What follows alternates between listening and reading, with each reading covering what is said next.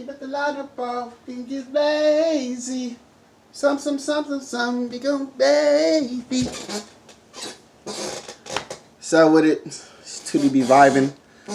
So I'm here to talk about the Kevin Hart documentaries. I think it's called "Don't Fuck This Up," and I'm just gonna give my review on it. With my little spin on my opinions or whatever. So let me talk about my expectations first. So my expectations of it when I seen the trailer on Kevin Hart on Instagram. So what I thought it was gonna be, my expectation, what I thought it was gonna be, I thought it was gonna be everything as a whole, right? I thought it was gonna be not only about the cheating, not only about the the scandal with who set the cameras up or whatever the case may be, not only about the controversy when it came to his homosexual comment or homophobic comments or whatever on Twitter. Hold on one second. I also thought it was going to be about the car crash, right? Because on the trailer on Instagram, it showed him, recovering from the car crash and stuff like that. Maybe that's going to be in the later documentary, probably not. But then I also understand that it's probably because it's a case right now. It's probably because it's going through the courts and shit like that. So that's why they can't really, say too much about it.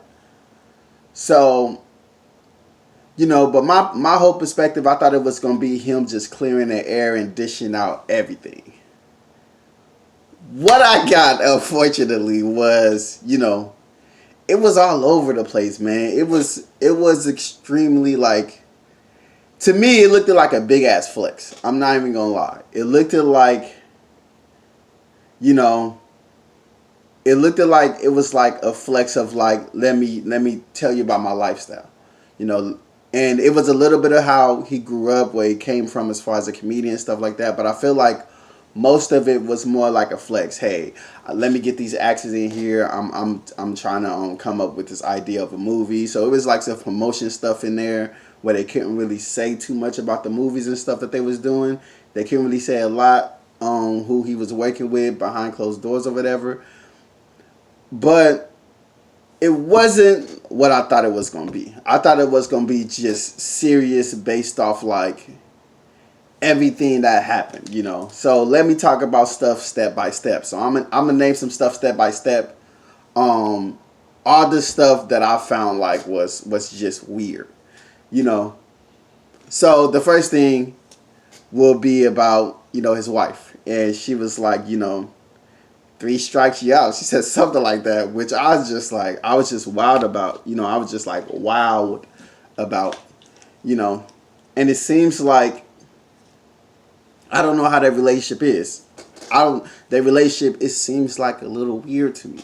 I'm getting like little weird vibes because just that answer, was just so, it wasn't a natural answer because it wasn't like, look, man, if you cheat on me again, this shit's over. She was like, look, man, 3 strikes you're out. Unless he got caught doing some shit twice, but I don't really know. It didn't say it in the documentary. So just like his response, like he was like, oh man, oh man, my niggas wasn't with me. So, if they wasn't around me, you feel me? Like, if they was with me, then I would, like, no, nigga, like, you grown, bro. You know how to, like, head home and shit like that. But I'm not gonna lie. Like, when that situation happened, like, I was definitely feeling the same way. I was like, damn, bro, why did he have to, like, leave from his people? Because his people is the one that keeps him, like, that keeps him, solid. It keeps him, like, very level. And like, but on the documentary, it was like he was inviting people there and he still went. So like that didn't even validate anything. And like I said, that was then, but as I really start really thinking about it, it's like, you a grown ass man. And if I do some fucking fuck shit, I expect that shit to be, I expect that shit to be handled with the same energy that I did with my fuck shit. I expect me not to be forgiven, but if I am forgiven, like, I'm never going to make that type of mistake again. You get what I'm saying? So And if I'm not forgiven, then I really have to reevaluate my life and learn from these mistakes and stuff like that. But obviously, she stayed. So, you know, and it's not the fact that she stayed, just the fact that just that comment don't sit well with me. It's just weird. It's a weird comment to say, like, hey man, 3 strikes and you out. Like, it's just weird. And just the way Kevin Hart handled the situation was extremely immature. It was a dumb excuse. Like, excuses, well, it ain't really no excuse. I fucked up and there's nothing I can really do about it. That should be the first thing. You shouldn't have put that shit in the documentary if you really felt that way about it. You shouldn't have just been like, oh, well, here's the real reason. My boys wasn't there. Like, no, bro. No, man. It was just some dumb shit. Okay, so that's number one. Another thing, and this is a lot of people didn't like this situation. And this showed everybody who Kevin Hart really was behind closed doors. You get what I'm saying? Behind closed doors, this really shows you the toxic part of his personality, you know? And it was extremely horrible. And that's when he was talking about his trainer. He was on a plane and he was like, you know, he was trying to defend himself. The trainer was defending himself, was defending himself. He didn't want to drink anything. This was after they found out whoever, like, quote unquote, was doing the fucking, like, recording and shit to the person he cheated on. Kevin Hart was having trust issues, so he was drinking. And dude didn't want to drink. And then he was like, oh, you a bitch. You get what I'm saying? And I'm thinking, at first I thought it was a joke. Until it was continuing, until he started continuing saying shit, right? And then he was just like, you know, you ain't got nothing, wouldn't be nothing without me or whatever, but do you have a home? Do you have a home? And he kind of put him on blast, and I feel like, you know, it is certain stuff that you can say, and there's certain stuff that you can't unsay. You get what I'm saying? And just because you apologize for stuff that you said, being under the influence or having whatever reason you have to say it, that shit was said. And when I seen that shit, I was extremely hurt because of the fact, how can you call somebody a friend if you would say something so personal in his life where cameras is being recorded or whatever, and it's so hurtful to the point that you speaking about somebody's personal life, you know, and I didn't need to see that. And anybody who would see that would be embarrassed. As I was in that position, I would be embarrassed. I'd be embarrassed to the point to where, like, it probably won't be no recovery for probably, like, forever. You get what I'm saying? Like, forever. You can't really say stuff like that and then apologize. And just his apology was horrible. We could have got arrested and we could have it was just horrible. Like, did you pay attention to what the fuck you said? Like, you left that shit in the documentary, nigga? Like, whoa, brother. You get what I'm saying? Like, if I was the trainer, like, I probably would have left that same day. You know, and that's something that family don't do. You don't do that when you consider somebody family.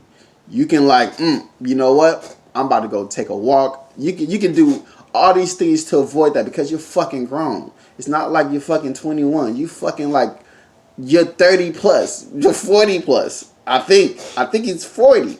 You know, so I said 40 plus, but I think he's 40.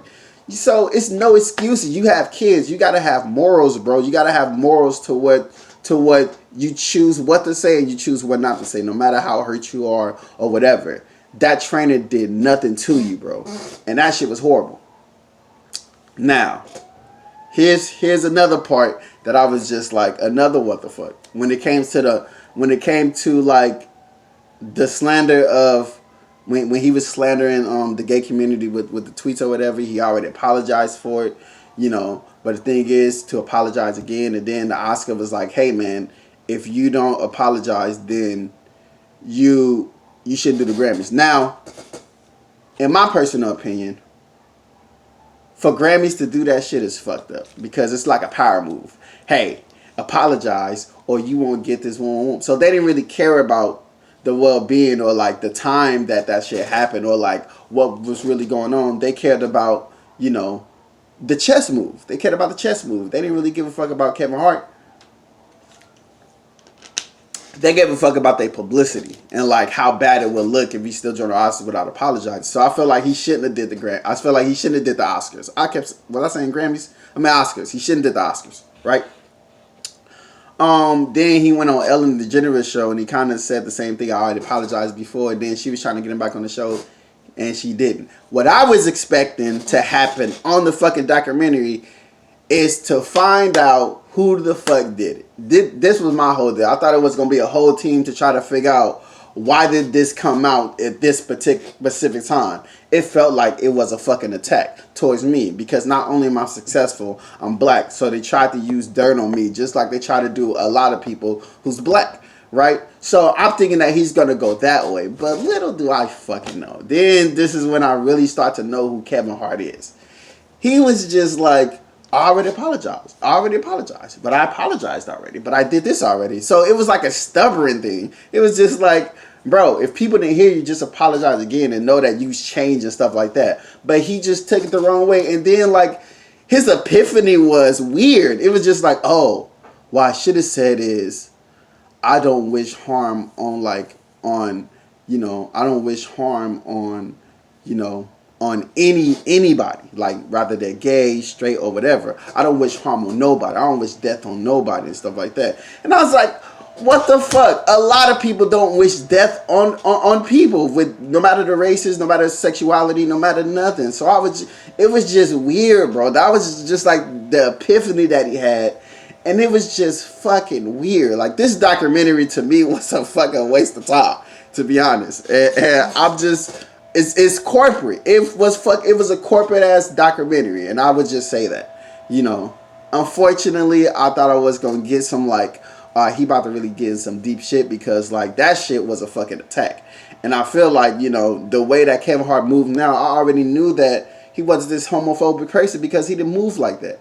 But because these old tweets got into it, why the fuck how convenient was that? That shit was a convenience. You get what I'm saying? And this happens to a lot of black people where they just get targeted about shit for shit that they did way in the past. You get what I'm saying? And they are changed. So they're trying to bring this horrible thing back that this person already overcame, and they're trying to make it seem like he or she is still that person today, and it cannot be the case. But this nigga was attacked. He didn't care about it. He just cared about his pride being like, oh, well, I apologized already.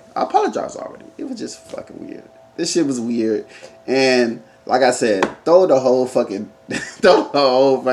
wasn't really nothing positive about it. That's why. It wasn't really like real love positive shit. So just like, come on, Netflix. Come on, Kevin, bro. Come on, bro. Like, this obviously wasn't a joke, obviously, but it was a fucking joke. The documentary was a whole fucking punchline. It was a joke. All right, man. That's what I feel about it.